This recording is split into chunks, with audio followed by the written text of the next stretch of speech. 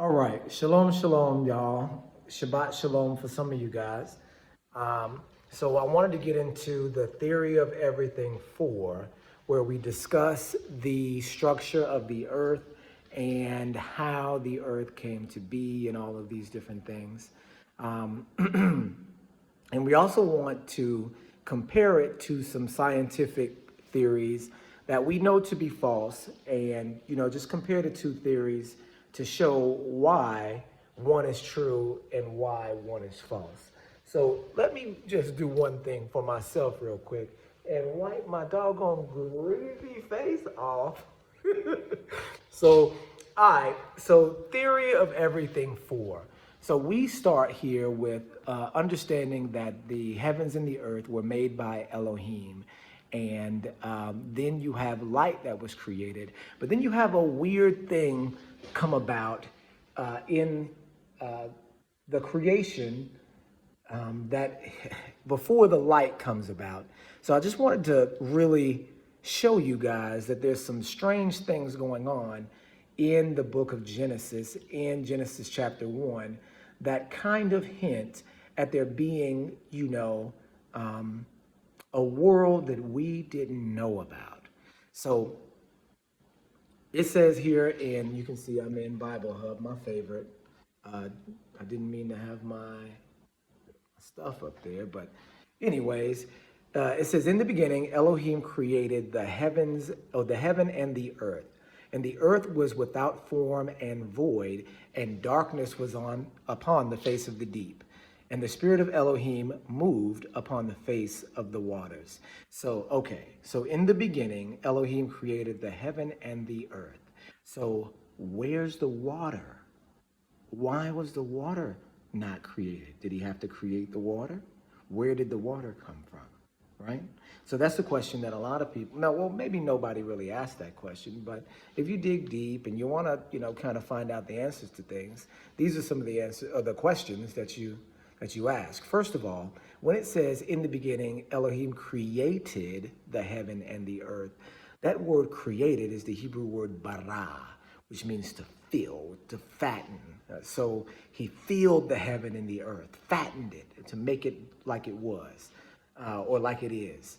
And then it says something strange, and it says in verse 2, and the earth was without form and void, and darkness was upon the face of the deep, and the spirit of Elohim moved upon the waters.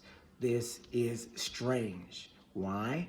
Because it says that in the beginning, in verse 1, that word created, being bara, said that it was filled. They filled it, right? The heaven and earth was filled and fattened. But what about when you get to verse 2? It says it was without form and void, empty. So he filled it in verse 1, and then it became empty in verse 2? Or he didn't fill it all the way in verse 2? What's the understanding there?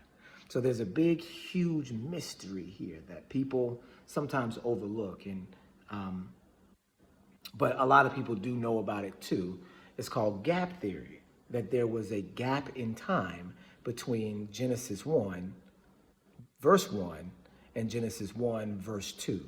That could be a huge gap in time, an entire era gap in time, or what they like to say, epoch, um, uh, you know, period of time, large period of time. So when it says, and the earth was without form and void, that is the Hebrew phrase, and you'll hear it pronounced different ways, but you'll hear the orthodox, the standard form for pronouncing it is tohu vavohu. We know ancient Hebrew did not have V's in it, so please forgive the V's. Tohu vavohu. We would say tahu ubahu, or something to that form, right? But let's use tohu vavohu because people will recognize that, right?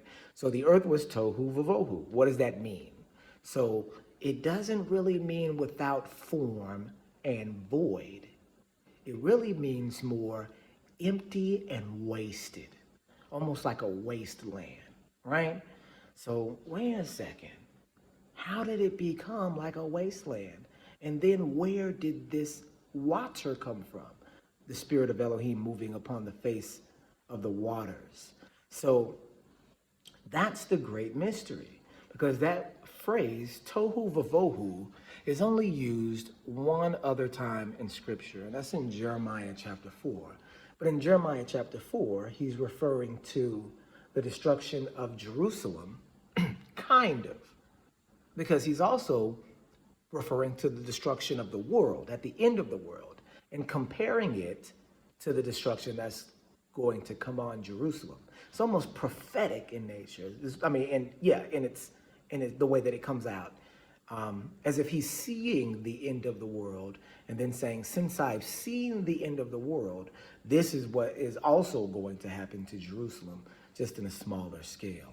And so he uses the phrase tohu vavohu, and he uses it to describe what the world looked like after a war and after a severe destruction. So this only used twice in the Bible, and the one other time that is used outside of Genesis 1 is talking about a wasteland from after a destruction. So is it talking about a wasteland after a destruction here in verse 2? It's a very interesting thing. So there's another interesting part that goes along with this, right? So it says, and the earth was without form and void. So you can use that as saying wasted and empty. And the earth was wasted and empty, and darkness was upon the face of the deep. I believe that word darkness is hosek, but that word for deep is the one that you really want to pay attention to. It's the word tahum. Now, double check me if I'm wrong here. I haven't done this research in a little while. Most of this stuff is just, from memory. But tahum, I believe, is the Hebrew word for deep. And that is an interesting Hebrew word because it doesn't just exist in Hebrew, right? It exists in all Semitic languages, all Semitic languages, that word exists. And it doesn't just mean water, deep water. It does, but then it doesn't. It's also the name of a deity called Tiamat.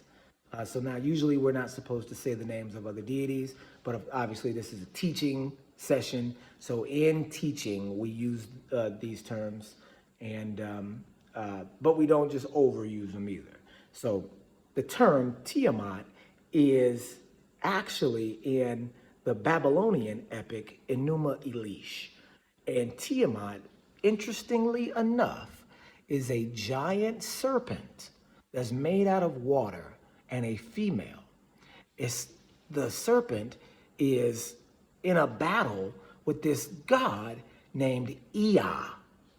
Sounds like Yah, right? But they pronounce it Ea. And it may just be the way that they're translating it. It may just be Yah, right?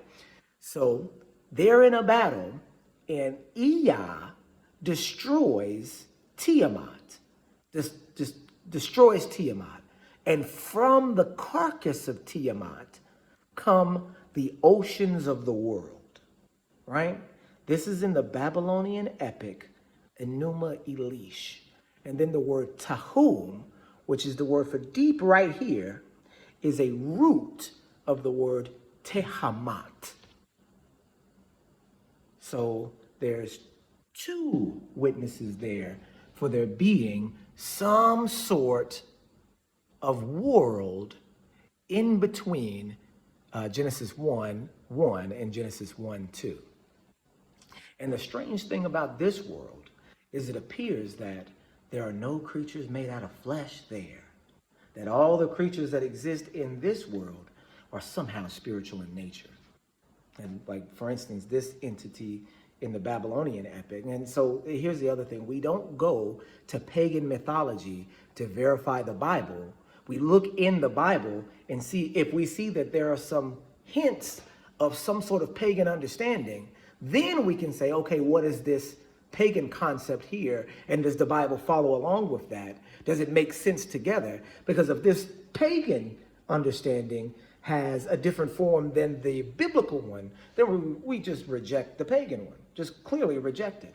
But if they follow together very closely, then we kind of give a little bit of credence to that pagan myth, right? We not not so much so as to saying that this is something that needs to be worshiped or something that needs to be analyzed and all of this is true. We see a biblical reference and we search that biblical reference out.